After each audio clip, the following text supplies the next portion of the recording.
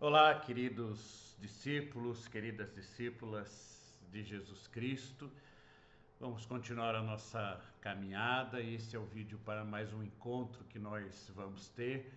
E agora que a gente já trabalhou bastante a questão de como escolher uma pessoa, um irmão, uma irmã, alguns estão escolhendo seus filhos, suas filhas, para serem os novos discípulos ou para serem as pessoas com quem nós vamos discipular, porque entendemos que Jesus deu esta ordem: ide por todo o mundo e fazei discípulos. Fazer discípulos não é uma opção.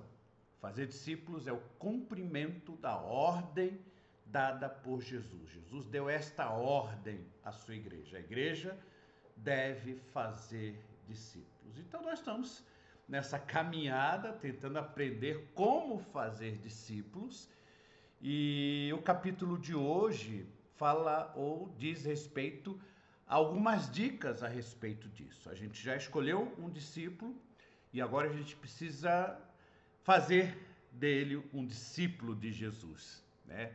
O que nós recebemos precisamos transmitir. E esse capítulo começa, e o título do capítulo é: o discipulado é relacional.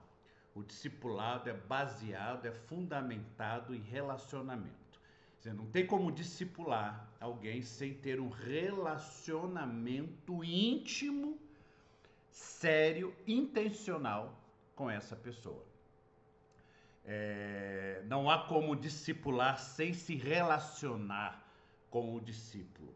Não é uma transmissão de ideias, não é uma transmissão de informações, não é uma transmissão de doutrinas, não é uma transmissão de conhecimentos, mas é uma transmissão de vida, de prática de vida. E para transmitir vida é preciso que haja relacionamento, porque a transmissão de vida é uma via de duas mãos. Quer dizer, o discípulo vê em nós o que nós somos e como nós servimos a Deus e como o caráter de Cristo está em nós, e ele então vai aprendendo com a prática, com a vida.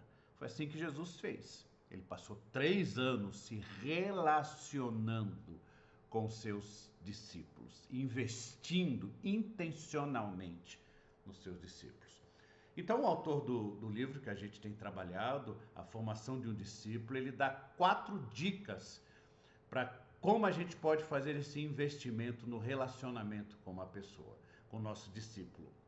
E a primeira dica que ele dá é que esse relacionamento é baseado no calor humano. Aí você já vai, calor humano, isso aí para nós brasileiros isso é fácil. E ele, ó, um autor americano, até a gente surpreende ele falar da importância do calor humano. Mas quando você lê, você percebe que ele está pensando na questão do amor na prática, né? Inclusive, esse capítulo tem 8 dicas, mas nós vamos dividi-las em 4 e 4, porque são coisas muito profundas que a gente não pode passar assim rapidamente. A gente precisa trabalhar essas questões. A questão do amor é essencial para a vida do cristão. Jesus resumiu os mandamentos em amar a Deus e amar o próximo. Então, o relacionamento com o nosso discípulo é um relacionamento fundamentado no amor. E o amor é uma decisão, um compromisso que a gente tem com o nosso discípulo. Ele diz que o calor humano é o amor demonstrado em comunicações verbais e não verbais. Quer dizer, o calor humano não é só aquela coisa do brasileiro de abraçar e tal, mas é verdadeiramente amor comunicado, verbalmente e não verbalmente, através de atitudes em relação ao nosso discípulo. O nosso discípulo não é um projeto espiritual que a gente tem. O nosso discípulo não é apenas um cumprimento da missão. Estou cumprindo a ordem de Jesus. O nosso discípulo é, antes de tudo, um amigo que nós temos. Então nós precisamos escutar as suas mágoas, precisamos confortá-lo nas suas tristezas, Precisamos nos preocupar com seus interesses, com as suas alegrias, com as suas preocupações. Tudo isso, mágoas, tristezas, interesses, alegrias, preocupações, nós temos que tratá-las como se fossem nossas também. Então a gente precisa ter um interesse sincero.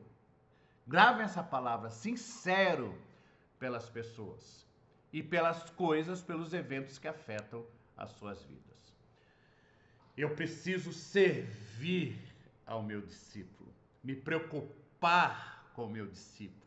É um relacionamento baseado no serviço. Aliás, Jesus já disse também claramente isso nos seus ensinos, que o crente precisa servir. Eu costumo dizer, o crente que não serve para servir, não serve para ser crente. E quando o nosso discípulo perceber que a gente serve a ele com alegria, ele então vai respeitar e vai buscar a nossa liderança. E o amor pelo nosso discípulo se baseia num compromisso verdadeiro com ele. E aí, quando a gente tem, e aflora em nós o nosso espírito julgador, nós amamos julgar as pessoas. Gostamos de nos assentar num alto e sublime trono e lá de cima ficar olhando para as pessoas, julgando as pessoas. Ah, você está certo, você está errado, você não fez isso, você não fez aquilo, você devia fazer isso. Mas no relacionamento com o discípulo, a gente tem que abandonar o espírito julgador e trocá-lo por um espírito de perdão, paciência e compreensão. Nós não somos chamados para julgar quem quer que seja. Aliás, Jesus disse, com o mesmo rigor que você julgar as outras pessoas, você vai ser julgado por Deus. Então, é melhor a gente deixar o julgamento para quem é o juiz, que é Deus. E a gente trocar o espírito julgador por perdão, paciência e compreensão. E mais, uma coisa muito importante, calor humano é comunicação do amor, verbalmente e não verbal. Então não se envergonhe de dizer para o seu discípulo que você ama a ele. Olha, eu te amo em Jesus Cristo. Então não se envergonhe de dizer que você tem amor pelo seu discípulo. Mas explique para ele que esse amor que você tem por ele não é um amor exclusivista. E nem o relacionamento que nós temos com ele é exclusivista. Tipo, eu só posso me relacionar com você. Não. Eu tenho um relacionamento e tanto você quanto o seu discípulo se relacionam com todos os irmãos em Cristo. É um relacionamento baseado não no meu eu, nem no eu dele, é baseado no Cristo. Jesus é o centro do nosso relacionamento. Mas ele, o nosso discípulo, precisa ter segurança que o nosso amor por ele não vai mudar se ele não acertar. Não vai mudar quando ele falhar. Não vai mudar quando ele errar. Afinal de contas, ele é humano como nós somos humanos. E o amor de Deus por nós não muda. Deus não nos deixa de amar quando nós erramos. Deus não nos deixa de amar quando nós falhamos. E nós precisamos reproduzir esse amor em relação ao nosso discípulo. O discípulo tem que ter segurança que nós o amamos independente dos seus erros, das suas falhas, das suas tentativas e erros de tentar ser como Jesus e às vezes não conseguir. E a gente não pode deixar transparecer um desapontamento. Se você está desapontado com o seu discípulo, não fale para ele, conte para o seu líder espiritual, para o seu discipulador, fala, olha, pastor, olha, a pessoa que eu estou discipulando falhou e eu fiquei muito triste, esperava mais dele, mas você jamais vai falar isso para ele. Ele tem que ter segurança que o seu amor por ele não vai mudar em razão do que ele faça ou que ele deixe de fazer. É um amor incondicional, como Cristo demonstra por nós. Como eu posso falar que Cristo tem por nós um amor incondicional se eu demonstro desprezo ao meu discípulo quando ele admite algum pecado? E aí, se eu fizer isso, os meus atos vão negar as minhas palavras. E é justamente isso que eu não posso demonstrar para o meu discípulo, porque ele vai aprender com meus atos, não com as minhas palavras. E a Bíblia diz, Paulo fala que o amor é terno. Nós precisamos demonstrar ternura nesse amor. Nós estamos acostumados a mostrar amor exigente. Eu te amo se você fizer o que eu estou mandando. Não é esse amor. O amor de Deus é um amor incondicional e amor terno. Talvez você esteja, mas pastor, quando ele errar eu não vou falar nada, vou ter que aceitar os erros dele. Deus aceita os nossos erros. Mas Deus nos ama, Deus mostra o nosso erro e espera de nós que a gente confesse o perdão. E quando a gente diz arrependimento, arrependimento não é dizer, eu não devia ter feito isso. Arrependimento é mudança, metanoia, mudança de mente, mudança de caminho. Então Deus trabalha assim conosco, que a gente tem que trabalhar assim com o nosso discípulo. Ternura exige tato. Uma percepção aguçada da coisa certa para se dizer ou fazer sem ofender o outro. Então você precisa de tato. O discípulo errou, mas tem um jeito terno e amoroso de dizer isso. Para que ele entenda que o seu amor não muda com o erro dele, mas é preciso corrigir esse erro. Depois, de forma pacífica, isso permite que você continue fiel aos seus princípios, sem fazer disparar mecanismos de defesa no discípulo. Nós somos assim. Conforme é o jeito que a pessoa vem falar com a gente já dispara um mecanismo de defesa, a gente cria uma armadura e a gente não quer ouvir nada do que o outro vai falar com a gente. Ele pode falar, a gente está lá, não, eu não, você está me atacando. Então a gente tem que tomar esse cuidado. Tiago diz o seguinte, sabedoria, você precisa de sabedoria para ter esse tato. Em Tiago 3,17 diz, a sabedoria vem do alto, a gente precisa pedir a Deus essa sabedoria para saber falar na hora certa, no momento certo e do jeito certo, sem ofender o discípulo. Porque a sabedoria que vem do alto é, antes de tudo, pura, pacífica, amável, compreensiva, cheia de misericórdia, de bons frutos, imparcial e sincera. É essa sabedoria, é essa demonstração de amor que nós precisamos fazer com os nossos discípulos. Porque as pessoas ficam extremamente na defensiva se a gente só começar a tirar na cara delas o que elas estão fazendo de errado, o que elas não fizeram certo e sugerir mudanças muito rápidas para elas. Então nós precisamos aprender a ter esse calor humano, que é este amor comunicado de forma verbal e de forma não verbal, através das nossas atitudes. Primeira atitude, calor humano, amor. Segunda atitude, lealdade. Lealdade é um compromisso coerente com a pessoa. Significa que você vai ficar do lado dela em todos os seus problemas e também nas suas alegrias. Se ela falhar, não expresse que você não acredita mais nela. E deixe subentendido que você vai abandonar o relacionamento. Não! O autor do capítulo diz assim, olha, houve épocas em que eu sinceramente acreditei em pessoas e as defendi até o fim. Mais tarde, porém, descobri que eu estava errado. Mas eu nunca me arrependi de ter sido leal.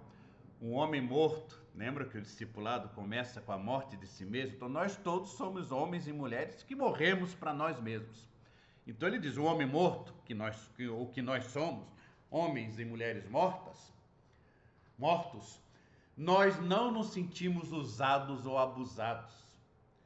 Nós temos que permanecer leais aos nossos discípulos. Nós não temos nada a perder se formos leais aos nossos discípulos. Então, o relacionamento exige essa lealdade que não abre mão de tudo do relacionamento com o nosso discípulo.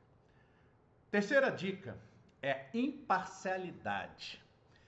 Não fazer acepção de pessoas. Nós vemos uma sociedade que faz acepção: rico, pobre, homem, mulher, enfim, raça, cor, enfim, nós temos um monte de divisões e a gente percebe que existe no mundo uma espécie de tentativa de padronizar todas as pessoas numa média comum, desrespeitando as características e as diferenças das pessoas. Aqui na igreja, no evangelho, a gente só tem um padrão, que é Cristo. O único padrão é Cristo. Então, o que eu sou, o que eu gosto, não é padrão para ninguém. Então, eu tenho que aprender a respeitar as singularidades, as diferenças que as pessoas têm entre si. Isso é ser imparcial.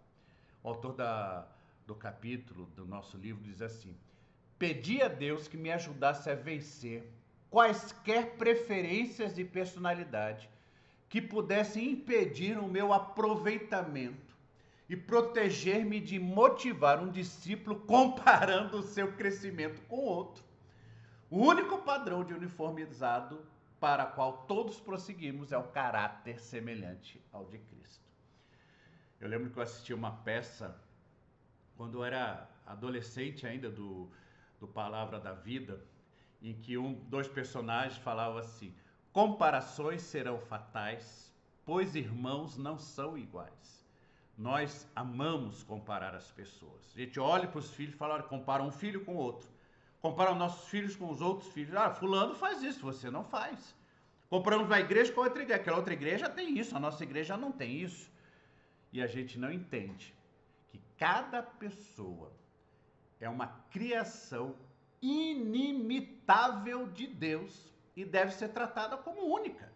Se Deus fez pessoas, 6 bilhões de pessoas hoje vivem no mundo, e são 6 bilhões de pessoas diferentes, não tem uma pessoa igual a outra. Deus fez as pessoas assim, então nós temos que aceitar as diferenças que existem entre as pessoas. A imparcialidade exige que você respeite a singularidade do seu discípulo e tenha prazer na variedade que existe no corpo de Cristo. Unidade com diversidade. Esse é o plano de Deus para a sua igreja. Por último, irmãos, e já terminando, maturidade. É a quarta dica. Maturidade não exige que você seja uma pessoa que atingiu o topo da escala espiritual, mesmo porque ninguém vai alcançar isso. Mas a maturidade é andar fielmente com Deus. Se o discipulado eu reproduzir no meu discípulo o caráter de Cristo, eu tenho que ter o caráter de Cristo. E eu sei que isso assusta a gente. Mas se você está assustado, como eu já fiquei assustado quando percebi isso, ande fielmente com Deus. É isso que o seu discípulo precisa ver em você. Não que você seja perfeito, não que você não erre. Você erra, ele erra. Todos nós erramos, somos pecadores, temos uma natureza pecadora. Mas o que ele precisa ver em nós é que nós andamos com Deus. E andar com Deus vai nos levar à melhora. E isso é a maturidade cristã. O caráter de Cristo é construído em nós enquanto nós estamos andando com Deus. Então nós precisamos produzir integridade em cada área da vida do discípulo, para que ele também seja maduro. Mas ele vai aprender a servir, a ser sensível, a ter a atitude correta quando ele vê isso em nós. Então, é um relacionamento de duas vias, né? Eu estou tentando produzir Cristo nele e ele vai olhar para mim para ver se Cristo está sendo produzido em mim. Então, é um relacionamento de duas vias. Talvez seja por isso que muita gente foge de fazer discípulos, porque sabe que para fazer discípulos você tem que ser um discípulo. E às vezes a gente tem medo disso e acha que a gente não é capaz. Mas o segredo é andar fielmente com Deus. Isso nos dá maturidade. E é isso que o discípulo precisa ver. Ele termina essa parte contando a história de uma das suas discípulas lá do seu trabalho, do seu ministério, que ela chegou e ela viu que tinham várias meninas que precisavam ser discipuladas, e ela começou a andar com elas, fazer amizade e fazer tudo o que elas faziam. Só que aí ela percebeu que quando elas tinham problema, elas não procuravam ela, procuravam a diretora espiritual. Por quê? porque ela simplesmente se dissolveu, né, em tudo que as outras pessoas faziam. Deixou de lado o andar fielmente com Deus. Então, por mais que a gente procure criar um relacionamento com o nosso discípulo e tudo, ele precisa ter certeza que eu e você andamos fielmente com Deus para que ele possa ter segurança na nossa liderança espiritual. Vamos parar por aqui. Na semana que vem, nós continuamos o capítulo com as outras 4 dicas que o autor dá para criarmos esse discipulado com base no relacionamento. Amém?